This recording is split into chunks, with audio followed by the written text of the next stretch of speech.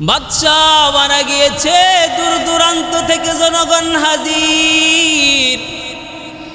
জনগণ যখন দেখতে পেল বাদশা খাটিয়ার উপর করে দুনিয়ার থেকে শেষ বিদায়, দেখলো বাদশার দুইটা হাত কাপড়ের কাপড় থেকে বের করা।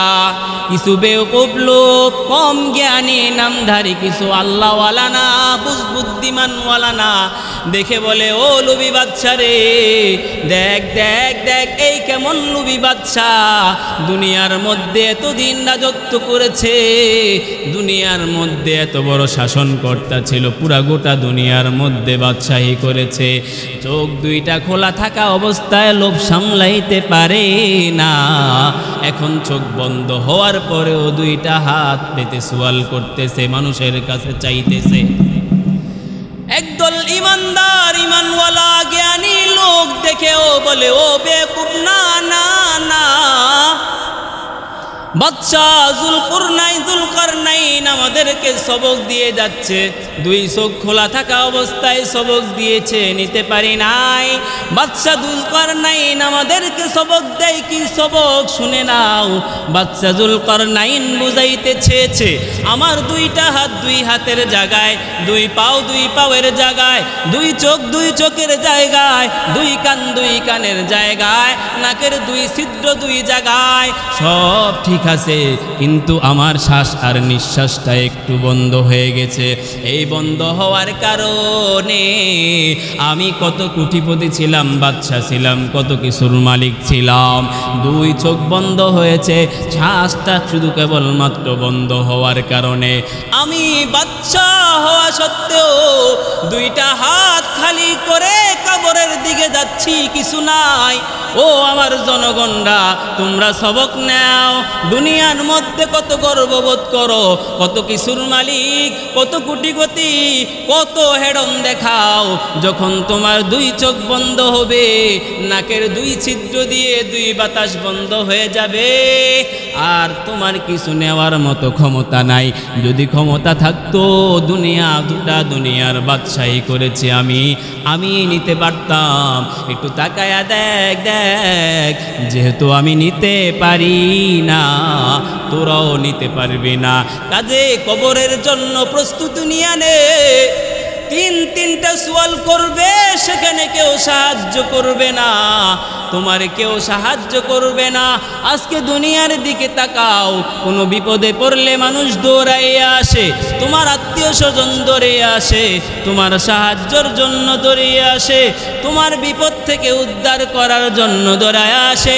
আজকে মাত্র 3.5 হাত মাটির নিচে, তাও আবার বেশি গভীর না, এতটুক নিচে যাওয়ার পরেও এমন কেউ নাই, সাহস নাই, শক্তি নাই, বুদ্ধি নাই, জ্ঞান নাই, এতটুক সামর্থ্য কারোর নাই যে মরার পরে তোমাকে সাহায্য করবে। ওরে যুবক, আল্লাহওয়ালা যুবক রে, যদি সত্যিকার আল্লাহওয়ালা হতেই চাও, কবরের ঘাটি থেকে পার পেতে চাও, তাহলে যুবক, দুনিয়ার শ্বাস থাকতেই তুমি জিন্দেগির জন্য, আখিরাতের জিন্দেগির জন্য প্রস্তুতি নিয়ে নাও। मोहम्मद ने आकर कुफर को मिटाया, कुफर को मिटाकर सदाकत बताया, कुफर को मिटाकर सदाकत बताया। उपस्थित मुअज्जज मुकर्रम मुहतरम मुरब्बियान आज़म, আল্লাহ সুবহানাহু ওয়া তাআলার নিকট লাখো কোটি শুকরিয়া যে মহান রব্বে করিম আমাদেরকে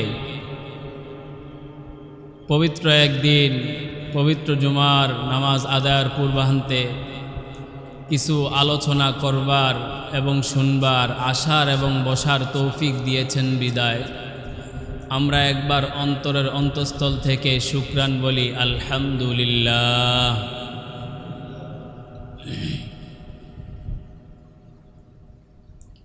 উপস্থিত মুআজ্জাজ, আমরা সকলেই একটা বিষয়ের প্রতি অনেক উদাসীন। এই বিষয় নিয়ে একটু কথা বলা এই জন্য যেন আল্লাহ আমি বলনেওয়ালা এবং আপনারা শুননেওয়ালাদেরকে এই বিষয়ে পরিপূর্ণ সজাগ স্বতঃস্ফূর্ত একদম সঠিকভাবে আমাদের প্রস্তুতি নেওয়ার জন্য তৌফিক দেন। এই জন্যে একটু বলা। বিষয়টা হচ্ছে কবরের এক জিন্দিগি, যেখানে আমরা যেই ঘাটি থেকে যদি একটু পার পেয়ে যাই তো পরবর্তী ঘাটিগুলো আমাদের জন্য খুবই সহজ আর আসান হয়ে যাবে। আর এই ঘাটি থেকে যদি আমরা এই ঘাটির মধ্যে আল-ইয়াযু বিল্লাহ, আল্লাহ আমাদেরকে মাফ করেন, যদি ধরা খেয়ে যাই তো বাকি ঘাটিগুলো আরও অনেক কঠিন হয়ে দাঁড়িয়ে যাবে। এজন্য কবরের ঘাটিটা যেন আমাদের সহজ হয়ে যায়, তার জন্য পূর্ব থেকে আমাদের একটু সজাগ আর একটু প্রস্তুতি নিতে হবে। দুনিয়ার কোনো জিনিস থেকে যদি আমরা একটু মুক্তি পাই তো আমরা এমন হয়ে যাই যেন আমরা একদম পরিপূর্ণ নাজাত লাভ করে ফেলেছি, পূর্ণাঙ্গ আমরা একদম নিরাপদ হয়ে গিয়েছি। অথচ না, এখনও আমরা নিরাপদ আর মুক্তি নাজাত লাভ করতে পারি না। তখনই করতে পারবো যখন কবরের এই মহা ঘাটি থেকে আমরা পার পেয়ে যাব, নাজাতের দিকে দৌড়াতে পারবো, জান্নাতের দিকে দৌড়াতে পারবো। এজন্য আল্লাহ সুবহানাহু ওয়া তাআলা আম্বিয়া আলাইহিস সালাতু ওয়াস সালামের পরে ওলি আল্লাহগণদের মাধ্যমে এমন কিছু ঘটনা ঘটিয়ে রেখেছেন, আর এই ঘটনাগুলোকে আল্লাহ সুবহানাহু ওয়া তাআলা মানুষের মাঝে সংরক্ষিত করেছেন, ইতিহাসের মাধ্যমে সংরক্ষণ করেছেন, যেন মানুষ এসে এই ইতিহাসগুলো পড়ে একটু অনুধাবন যেন করতে পারে, পূর্ণাঙ্গ সজাগ দৃষ্টি যেন হতে পারে। এই জন্য অনেক ঘটনা ঘটিয়েছেন, রেখেছেন আমাদের হেদায়েতের জারিয়া হিসাবে। আমরা অনেকেই শুনেছিলাম বরফির আব্দুল কাদের জিলানী অনেক বড় আল্লাহওয়ালা ছিলেন। এই বরফির আব্দুল কাদের জিলানীর অনেক ঘটনা আছে, যেই ঘটনাগুলো পড়ার জানার ধারা অনেক মানুষ হেদায়েত পেয়েছে, এই পথে এসেছে, পূর্ণাঙ্গ দ্বীনের উপর উঠতে পেরেছে। তো কবরের ব্যাপারে তিনার সাথে একটি মহা ঘটনা ঘটেছে। কি ঘটনা? বরফির আব্দুল কাদের জিলানী মাহবুবে সুবহানী কুতুবে রব্বানী আল্লাহর ওলি রাস্তা দিয়ে হাঁটতেছে, হঠাৎ একটা কুকুর এসে দাঁড়ায়। কুকুর ডাক দিয়া বলে, বরফির একটা প্রশ্ন করব, প্রশ্নের উত্তর দিয়ে তারপর সামনের দিকে যাবেন। বরফির আব্দুল কাদের জিলানী, আপনি উত্তর দেন, বলেন আপনি ভালো না আমি কুকুর ভালো? বরফির আব্দুল কাদের জিলানী রহমতুল্লাহি আলাইহি চিন্তায় পড়ে গেলেন, যদি বলি আমি ভালো, এই কথা যদি বলি তুমি কুকুর খারাপ, আমি আব্দুল কাদের ভালো, তাহলে আমার মনে অহংকারী আসিয়া যাবে। আর যদি বলি আমি খারাপ, তুই কুকুর ভালো, এই কথা বললে কোরআনের আয়াতের উল্টা হয়ে যাবে। বরফির আব্দুল কাদের জিলানী চিন্তায় পড়ে গেলেন, কি উত্তর দিবেন? যদি বলি আমি ভালো, কোরআনের উল্টা হবে, যদি বলি আমি ভালো, অহংকার আসবে, আর যদি বলি কুকুর তুই ভালো, তো কোরআনের আয়াতের উল্টা হয়ে যাবে। আল্লাহর ওলি বরফির মুরাকাবায় ঢুকলেন, মুরাকাবায় ঢুকে উত্তর নিয়ে আসলেন আল্লাহর পক্ষ থেকে। আল্লাহ মুরাকাবার মাধ্যমে বরফির আব্দুল কাদের জিলানীর অন্তরের জবাব শিখিয়ে দিলেন। এবার বরফির ডাক দিয়া বয়, কুকুর আমি মরার পর কবরে যাওয়ার আগ পর্যন্ত বলতে পারবো না আমি ভালো না তুই কুকুর ভালো, কারণ মানুষ আমাকে বরফির বলে ডাক দেয়, ওলি আল্লাহ বলে ডাক দেয়, মরার পরে আমার সাথে কিছু যাবে না, 3টি পাতলা কাপড় হবে আমার আসল বিছানা। ওই অন্ধকার কবর, 3.5 হাত মাটির ঘর, ওই কবরে কোনো সাথী থাকবে না, কোনো বাতি থাকবে না, সাথীও নাই বাতিও নাই। আল্লাহর পক্ষ থেকে 2 জন ফেরেশতা আসবে প্রশ্ন করার জন্য। 1 নাম্বার প্রশ্ন, ও আব্দুল কাদের জিলানী উত্তর দাও, তোমার রবের পরিচয় দাও। 2 নম্বর প্রশ্ন, তোমার ধর্মের পরিচয় দাও। 3 নম্বর প্রশ্ন, রহমাতুল লিল আলামিনের পরিচয় দাও। যদি আল্লাহর শুকুর আমি এই 3টা প্রশ্নের জবাব দিতে পারি, তো আমি বলতে পারবো আমি আব্দুল কাদের ভালো, তুই কুকুর বড় খারাপ। আর যদি ওই প্রশ্নের জবাব দিতে না পারি, তো কবর হবে আমার জন্য জাহান্নামের আগুন। 1টা নয়, 2টা নয়, 70 থেকে 99টি সাপ কবরটা ভরে যাবে। 2 পাশের মাটির চাপ সহ্য করতে পারবো না, তো আমি বলবো কুকুর তুই ভালো, আমি আব্দুল কাদের খারাপ। কারণ আমি মানুষ হওয়া সত্ত্বেও আমার কবরের মধ্যে আযাব চলতেছে, আযাব হচ্ছে, আর তুই কুকুর পানি, নিকৃষ্ট পানি হওয়া সত্ত্বেও তোর কোনো আযাব নাই। এবার আব্দুল কাদের জিলানী ডাক দিয়া বয়, দুনিয়ার মানুষ গো, মরার পরে কবরের ঘাটি থেকে মুক্তি লাভ করার আগে তুমি তোমাকে ভালো মনে করবা না। কিন্তু দুনিয়ার মানুষ ও যুবক ভাই গো, যদি আমি আমার নফসের দিকে একটু তাকাই, যদি আমাকে মানুষ ভদ্রলোক ভালো লোক না বলে, ভদ্রলোক যদি না বলে, ভালো লোক যদি না বলে, আমি কষ্ট পাই।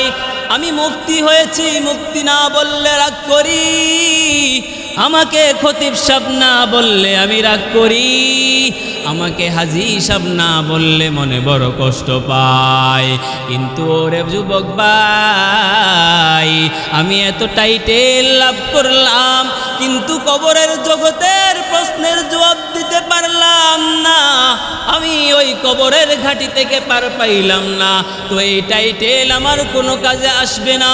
কিন্তু অন্য ব্যক্তি কোনো টাইটেল অর্জন করলো না, টাইটেল অর্জন না করতে পাইরা সাধারণ মানুষ ইমাম সাহেব হতে পারলো না, মুফতি হতে পারলো না, খতিব হতে পারলো না, বড় ওয়াজিন হতে পারলো না।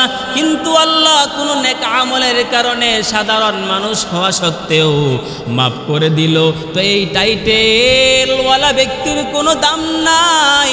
ও একটা সাধারণ মানুষ যে আমলের উসিলায় পার পেয়ে গেল, এই হলো দুনিয়ার মধ্যে সবচেয়ে মানুষের মধ্যে, সাধারণ মানুষের মধ্যে উত্তম আর ভালো লোক।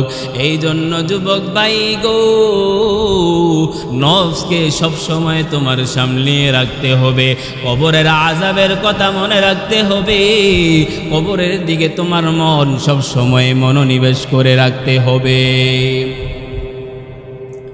এরে নবীর উম্মতের দল, দিল্লির শাহী জামে মসজিদের খতিব শাহ ওয়ালিউল্লাহ মুহাদ্দিসে দেহলভী আলাইহির রাহমাহ, শাহ ওয়ালিউল্লাহ মুহাদ্দিসে দেহলভী একবার খুতবা দেওয়ার জন্য যখন মিম্বরদার হলো, আল্লাহর ওয়ালি যখন মিম্বরে দাঁড়ায় খুতবা দেওয়ার জন্য,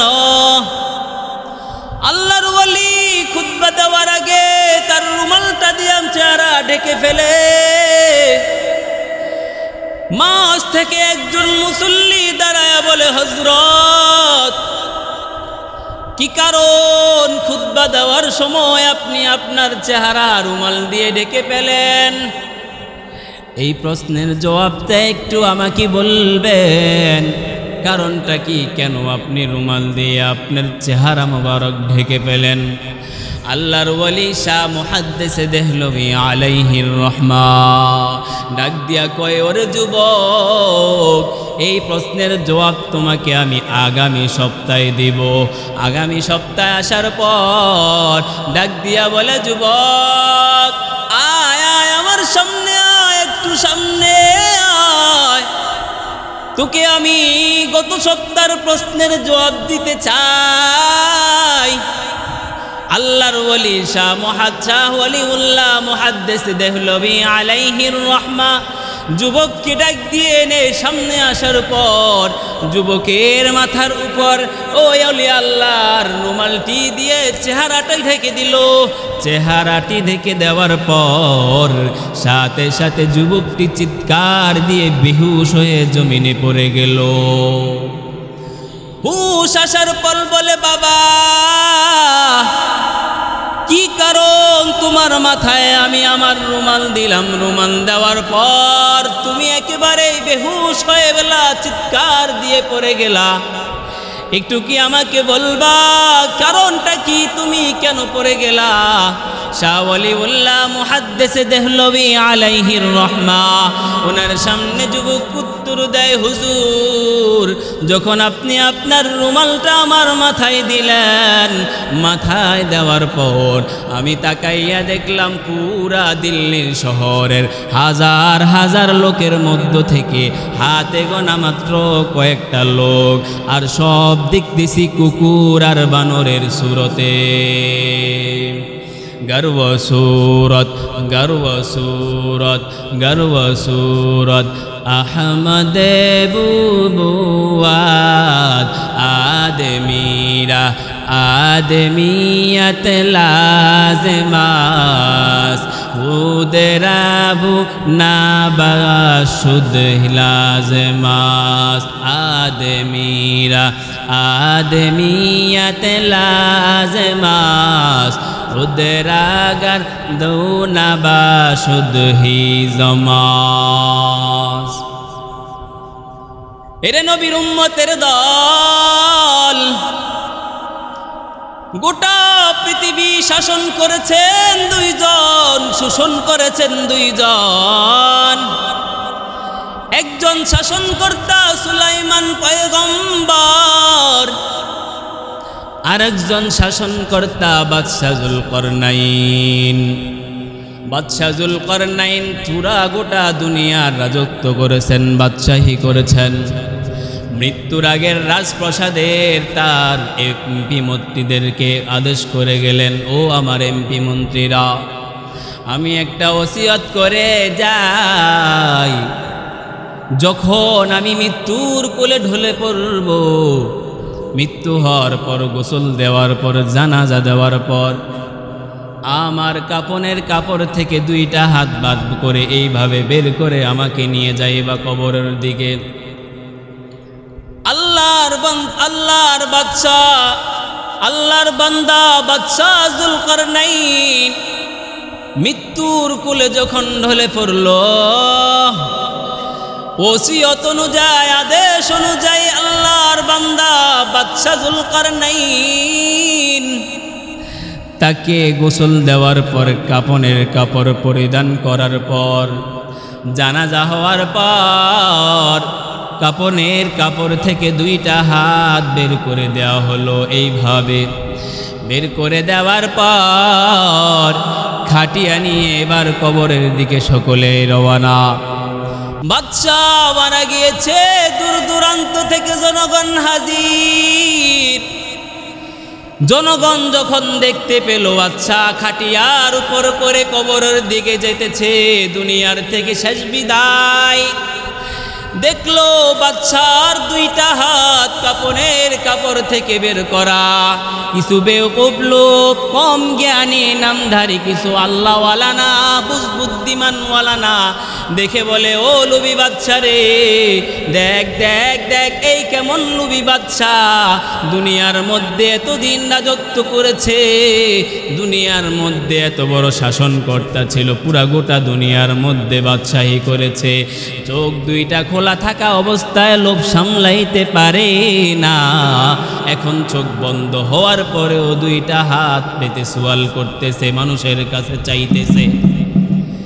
একদল ইমানদার ইমানওয়ালা জ্ঞানী লোক দেখেও বলে, ও বেকুব, না না না, বাদশাহ জুলকারনাইন আমাদেরকে সবক দিয়ে যাচ্ছে, দুই চোখ খোলা থাকা অবস্থায় সবক দিয়েছে, নিতে পারি নাই। বাদশাহ জুলকারনাইন আমাদেরকে সবক দেয়, কি সবক শুনে নাও। বাদশাহ জুলকারনাইন বুঝাইতে চেয়েছে, আমার দুইটা হাত দুই হাতের জায়গায়, দুই পাও দুই পাওয়ের জায়গায়, দুই চোখ দুই চোখের জায়গায়, দুই কান দুই কানের জায়গায়, নাকের দুই ছিদ্র দুই জায়গায়, সব ঠিক আছে, কিন্তু আমার শ্বাস আর নিঃশ্বাসটা একটু বন্ধ হয়ে গেছে। এই বন্ধ হওয়ার কারণে আমি কত কোটিপতি ছিলাম, বাদশা ছিলাম, কত কিছুর মালিক ছিলাম, দুই চোখ বন্ধ হয়েছে, শ্বাসটা শুধু কেবলমাত্র বন্ধ হওয়ার কারণে আমি বাদশা হওয়া সত্ত্বেও দুইটা হাত খালি করে কবরের দিকে যাচ্ছি, কিছু নাই।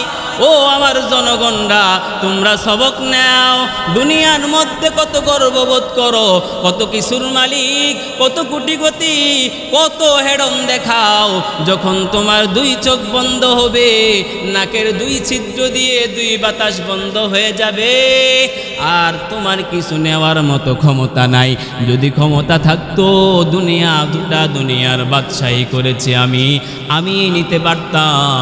একটু তাকায়া দেখ দেখ, যেহেতু আমি নিতে পারি না, তোরাও নিতে পারবি না, কাজে কবরের জন্য প্রস্তুতি নিয়ে নে। তিনটা সওয়াল করবে, সেখানে কেউ সাহায্য করবে না, তোমার কেউ সাহায্য করবে না। আজকে দুনিয়ার দিকে তাকাও, কোনো বিপদে পড়লে মানুষ দৌড়াইয়া আসে, তোমার আত্মীয় স্বজন দৌড়িয়ে আসে, তোমার সাহায্যের জন্য দৌড়িয়ে আসে, তোমার বিপদ থেকে উদ্ধার করার জন্য দৌড়ায় আসে। আজকে মাত্র 3.5 হাত মাটির নিচে, তাও আবার বেশি গভীর না, এতটুক নিচে যাওয়ার পরেও এমন কেউ নাই, সাহস নাই, শক্তি নাই, বুদ্ধি নাই, জ্ঞান নাই, এতটুক সামর্থ্য কাওয়ার নাই যে মরার পরে তোমাকে সাহায্য করবে। ওরে যুবক, আল্লাহওয়ালা যুবক রে, যদি সত্যিকার আল্লাহওয়ালা হতেই চাও, কবরের ঘাটি থেকে পার পেতে চাও, তাহলে যুবক দুনিয়ার শ্বাস থাকতেই তুমি জিন্দেগির জন্য, আখিরাতের জিন্দেগির জন্য প্রস্তুতি নিয়ে নাও। এরে নবীর উম্মতের দল, আজকে কিসের বাহাদুরি আর কিসের গর্ব অহংকার করো? যেই সন্তানের জন্য তুমি তোমার মাথার গাম পায়ে ফেলাইয়া বিশাল দালান কোঠা উঠাইয়া দিলা, তুমি যদি বিপদে পড়ো, এই বিপদে পড়লে এমন আছে সন্তান তার পিতার পরিচয় দিতে চায় না, পিতা সন্তানের পরিচয় দিতে চায় না। কাল কিয়ামতের দিন এই বিশাল বিপদের দিন কে তোমার সাহায্য করবে? কে তোমার সাহায্য করবে, সহযোগিতা করবে? কেউ আসবে না। এই জন্য যুবক, 60-70টা জীবন, 60-70 বছরের জিন্দেগির দিকে একটু তাকাও। যদি তুমি একটু তাকাও, তাকাইলে দেখতে পারবা তোমার বাল্যকালের জিন্দেগিটা মাঠের খেলার বন্ধুর সাথে কাটাইলা, যৌবনের জিন্দেগিটা অবৈধ সম্পর্কে কাটাইলা, বৃদ্ধের জিন্দেগিটা আরেকটু কর্মের জিন্দেগিটা, কর্ম করে টাকার পিছনে দৌড়াইলা, টাকা কামানোর জন্য পিছনে পড়লা। কিন্তু যুবক, একটু কি ভাবছো তোমার সময় যে পুরে আসছে, যাওয়ার সময় চলে আসছে। মৃত্যু নামক তরবারি, ধারালো তরবারি তোমার মাথার উপর ঝুলে আছে, যেই কোনো মুহূর্তে আঘাত করে তোমাকে ডাক দিয়ে নিয়ে যাবে। যুবক, এবার তুমি কিসের পিছনে দৌড়াইতেছো? সব বাদ দিয়ে একটু ডাকো মালিক। 60-70 বছরের জিন্দেগিটা আমি এমনিই কাটিয়ে দিলাম। আমি আমার জিন্দেগির দিকে তাকাইয়া দেখলাম একটা নেক আমল ভালো, আমার নেক আমল নাই। যেই নেক আমলটা তুমি রব্বে কারীমের নিকট আমি পেশ করতে পারবো। আমি আমার জিন্দেগির দিকে তাকাইয়া দেখলাম এমন কোন সেবা আর খেদমত আমার থেকে নাই, যেই সেবা আর খেদমত আমি কাল কিয়ামতের দিন আমার নেক আমলের অভাবে আল্লাহর কাছে এই উসিলা চাইয়া নাজাতের দরখাস্ত করব। অথচ ও যুবক, আমাদের পূর্বের জিন্দেগির ইতিহাস পড়ো। আইয়ুব নবী আলাইহিস সালাতু ওয়াস সালাম যখন পোকামাকড়ে আক্রান্ত হলেন, এর দুর্গন্ধের কারণে এলাকার সকলে তার থেকে ছড়িয়ে ছিটিয়ে গেল, এলাকা ছেড়ে দিল। তার দুর্গন্ধের কারণে এলাকা থেকে পালিয়ে গেল। স্বর্ণের সোনার বিবিরা, আদরের বিবিরা, মায়ার বিবিরা দলে দলে এসে বলল, আমাদেরকে তালাক দিয়ে দাও, আমরা আর তোমার কাছে থাকতে পারবো না, পচা গন্ধ সহ্য করতে পারবো না, আমাদেরকে তালাক দিয়ে দাও, আমরা চলে যাই। আইয়ুব নবী বলে, যাও যাও যাও বিবিরা, তোমাদেরকে তালাক দিয়ে দিলাম। এবার আইয়ুব নবী, ও যুবক ভাই গো, এবার আইয়ুব নবী ভাঙ্গা দিল নিয়ে আল্লাহর কাছে ডাক দিয়া বলে, হে মালিক, সকলে আমাকে ছেড়ে চলে যাচ্ছে, আমার কাছে ধারে কেউ থাকতে চায় না, সকলেই বের হয়ে যাচ্ছে। ও মালিক, তুমি আমাকে ছেড়ে যেও না, তুমি একটু রহম আর করম দয়া আমার উপর করো। হঠাৎ করে পায়ের দিকে তাকাইয়া দেখে একজন বিবি রহিমা নামক বসে বইয়া বইয়া কাঁদতেছে। ডাক দিয়া কই, বিবি গো, সকলেই তালাক নিয়ে চলে গেল, কিন্তু রহিমা কেন তুমি বসে আছো, তুমিও চলে যাও। রহিমা নামক বিবি ডাক দিয়া কয়, না গো স্বামী, না না না, ও পয়গম্বর না, আমি একটা উসিলা বানাতে চাই, কাল কিয়ামতের দিন কি আমল পেশ করব রব্বে কারীমের নিকট, এখান থেকে আমি একটা উসিলা বানাতে চাই তোমার খেদমত করে। স্বামী, আপনি পয়গম্বর, আপনি আমার স্বামী, আপনার পায়ের নিচে জান্নাত, আপনার একটু খেদমত করে যেন কাল কিয়ামতের দিন উসিলা পেশ করতে পারি, কারণ কালকে হাসরের দিন এত কঠিন, এত কঠিন। এই হাসরের ময়দানে একেবারেই সূর্যটা কাছে চলে আসবে, সূর্যের এত তাপ, এত তাপ, এত পাওয়ার, এত পাওয়ার, সূর্যের তাপের কারণে গোটা জিন্দিগি তাপ, গোটা দুনিয়া তামা হয়ে যাবে, গোটা জমিনদা তামা হয়ে যাবে। সূর্যের তাপের কারণে মাথার গোয়া মগজগুলো ঠাস ঠাস করে ফেটে যাবে। হ্যাঁ, এত কঠিন জিন্দিগি।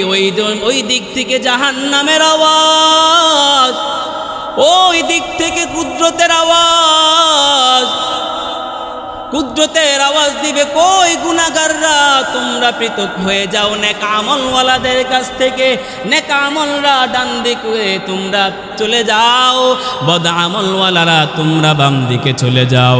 নেক আমলরা আর বদ আমলরা দুই দিকে পৃথক হয়ে যাবে। জাহান্নাম ভয়ঙ্কর আওয়াজে ডাক দেয়, হাল মিন মাজিদ, হাল মিন মাজিদ। আরে আমার পেটটা তো এখনো ভরে না, আমি এখনো ক্ষুধার্ত, আমার পেটে এখনো ক্ষুধার্ত। আল্লাহ, এখনো কি কোনো গুনাহগার জাহান্নামী বেঁচে আছে কিনা পাঠায়া দাও, আমার পেটটা এখনো ভরে না। হাল মিন মাজিদ করে ভয়ঙ্কর আওয়াজে ডাক দিবে, হাল মিন মাজিদ, আমার এখনো আরো প্রয়োজন, এখনো আরো প্রয়োজন, ক্ষুধা মিটে না। এই দিক দিয়ে সকলে কান্নার আওয়াজ, পয়গম্বররাও পেরেশান কান্না করতেছে। ও যুবক উম্মতের দল, তোমার আমার নবী আলাইহি পয়গম্বর হযরত মুহাম্মদ আহমদ মুস্তাফা সাল্লাল্লাহু আলাইহি ওয়াসাল্লাম সিজদা পরে কাঁদতেছে আর বলতেছে, আল্লাহ, আমার একটা উম্মতকেও যদি আপনি জাহান্নামে পাঠান, জাহান্নামের কিনারায় একটা উম্মত থাকতে আমি জান্নাতে যাব না। আল্লাহ কয় নবী পয়গম্বর মাথা উঠান, মাথা উঠাইয়া আপনি যাচাই বাছাই করে নিয়ে যান। পয়গম্বরের সুপারিশ এত মকবুল, এত মকবুল, পয়গম্বর সুপারিশ করবে, জাহান্নামীওয়ালাকে আল্লাহ জান্নাতে দিয়া দিবেন। দুনিয়া থাকতে আম্মা জান আয়েশা রাদিয়াল্লাহু তাআলা আনহা জিজ্ঞাসা করে, পয়গম্বর এই বিশাল মাঠের মধ্যে, কিয়ামতের মধ্যে বিলিয়ন বিলিয়ন ডলার, হাজার হাজার কোটি কোটি মানুষের মধ্যে কিভাবে আপনি আপনার উম্মতদেরকে চিনতে পারবেন? পয়গম্বর জবাব দেয়, ও গো আয়েশা, দুনিয়ার মধ্যে আমাদের দেশের মরুভূমির দিকে একটু তাকাও। এই মরুভূমির দিকে কত ছাগলের, কত বকরির পালওয়ালা তার বকরিগুলা ছেড়ে দিয়েছে। এই বকরিওয়ালাগুলার মধ্যে যদি কোনো বকরির পালের মধ্যে চাঁদের মতো শুভ্র সাদা দাগ থাকে, ওই শুভ্র সাদা দাগ দেখিয়া ওই পালওয়ালার প্রত্যেকটা বকরিও যদি পুরা ময়দানে ছড়াইয়া ছিটাইয়া থাকে, ওই বকরিওয়ালা তার বকরির কপালের সাদা শুভ্রতার দাগ দেখিয়া চিনা সহজ না কঠিন? উত্তর দাও। আম্মাজান বলে, হ্যাঁ হ্যাঁ, এটা তো অনেক সহজ, এটা কঠিন না। পয়গম্বর এবার ডাক দিয়া কয়, আয়েশা গো, কিয়ামতের দিন যে আমার উম্মত 5 ওয়াক্ত নামাজ পড়লো, 5 ওয়াক্ত নামাজের আগে 5 বার ওযু করে নিল, 5 বার ওযুর পাওয়ার, এত পাওয়ার, এত পাওয়ার, 5 বার ওযু করার কারণে 5 ওয়াক্ত নামাজিওয়ালার ওযুর অঙ্গগুলা, 2টা হাত, 2টা পাও, কপালগুলা, চেহারাগুলা চাঁদের আলোর মতো ঝলমল করতে থাকবে। আর আমি ওই ঝলমল দেখে প্রত্যেকটি উম্মতকে যাচাই বাছাই করে জান্নাতের মধ্যে প্রবেশ করে দিব। এই জন্য যুবক ভাই গো, হাতে ধরি পায়ে ধরি, সময় আর বেশি নাই, কিয়ামতেরও আর বেশি টাইম নাই। আল্লাহর পয়গম্বর কিয়ামতের যেই সমস্ত আলামত বর্ণনা করেছেন তা তসবির দানার মতো জোরে জোরে পড়তেছে। কিয়ামত এসে যাবে, আর প্রস্তুতি নেওয়ার সময় পাইবা না। এই জন্য যুবক, আমার প্রথম যেই ঘাটি, যেই উদ্দেশ্য ছিল আজকের আলোচনা, কবরের ঘাটিটা যেন সহজ হয়ে যায়, এই ঘাটির জন্য 2-1টা মেসাল আপনাদেরকে শুনাইলাম। এই ঘাটি সহজ হওয়ার জন্য 1 নম্বর প্রয়োজন, আমি আমার 5 ওয়াক্ত নামাজকে আমার জিন্দেগির জন্য লাজিমি আবশ্যকীয় করে নিব। আমি প্রত্যেকটি নেক আমলকে আমার জন্য করে নিব। দুনিয়ার পিছনে হাঁটা চলা বাদ দিয়ে, দুনিয়ার জন্য করা বাদ দিয়ে, নেক আমলকে আমি আমার সাথী হিসাবে বানাইবার জন্য এখন থেকে আমি আমার নেক আমলের জন্য পরিপূর্ণ চেষ্টা করব তো ইনশাআল্লাহ। ও যুবক ভাই, একটা হাদিস পেশ করেছিলাম, মানুষের যখন মৃত্যু এসে যায় তার পিছনে পিছনে 3টা জিনিস যায়। একটা জিনিস যায় তার সম্পদ, একটা জিনিস যায় তার পরিবার, আর একটা জিনিস যায় তার অনেক আমল। যেই সম্পদের জন্য মাথার গাম পায়ে পালাইলা, যেই সম্পদের জন্য আরামের ঘুম হারাম করলা, যেই সম্পদের জন্য জীবনটা দাসপাতা বানাইলা, ওই সম্পদ প্রথমেই তোমার থেকে চোখ বন্ধ করতেই না করতেই বিদায় নিয়ে গেব, সালাম সালাম জানায়া বিদায়। আর যেই পরিবারের জন্য করলা, যেই সন্তানের জন্য দালান কোটা বানাইতে গিয়ে আজান হলো, আজানের ডাক দিলা না, মুয়াজ্জিন ডাকলো আসো আসো, আসলা না, ওলামায়ে কেরাম মাহফিলের ময়দানে ডাকলো আসো, মাহফিলে আসো, আসলা না, উত্তর দিলা না, বয়ান শুনলা না, হেদায়েতের মালা গলায় পড়লা না, সেই পরিবার তোমার কবর পর্যন্ত যে সালাম দিয়ে চলে আসবে। আর যেই নেক আমল 2-1টা টুটাপাটা ওলামায়ে কেরামের বয়ান শুনে করলা, দিলের মধ্যে ইমানি জজবা এসে করলা, ওই নেক আমল তোমার শুধু মৃত্যু পর্যন্ত না, একেবারে জান্নাত পর্যন্ত, যে জান্নাতের সুখ স্বাচ্ছন্দ্য আনন্দ সব আরাম আয়েশের ব্যবস্থা করার জন্য এই একটি নেক আমল তোমার সাথী হবে। এই জন্য যুবক ভাই গো, এই নেক আমল করার জন্য প্রস্তুত আছি কি আছি না ইনশাআল্লাহ? তু কুজা সুন্নতে আহমদ কুজা বা মুহাম্মদ কাইবাবদ সুন্নত তুরা। এই জন্য সবাই তৈরি আছি তো ইনশাআল্লাহ। হায় আল্লাহ, আপনি আমাদেরকে কবরের ঘাটি, এই ঘাটির জন্য প্রস্তুতি নিয়ে যেন আমরা পুরাটা জিন্দিগি নেক আমলের পিছনে কাটিয়ে দিতে পারি। পরিবারের জন্য ওইভাবেই মেহনত করলে যেটা আমার নেক আমল হবে, ব্যবসা বাণিজ্য ওইভাবে করলে যেটা আমার নেক আমল হবে, হাঁটাচলা ওইভাবে করলে যেটা আমার নেক আমল হবে। আল্লাহ পুরাটা জিন্দিগির প্রত্যেকটি সময় এইভাবে কাটাবার তৌফিক দান করেন, যেন প্রত্যেকটি যেন আমার নেক আমলের মধ্যে গণ্য হয়ে যায়। সবাই বলে আমিন।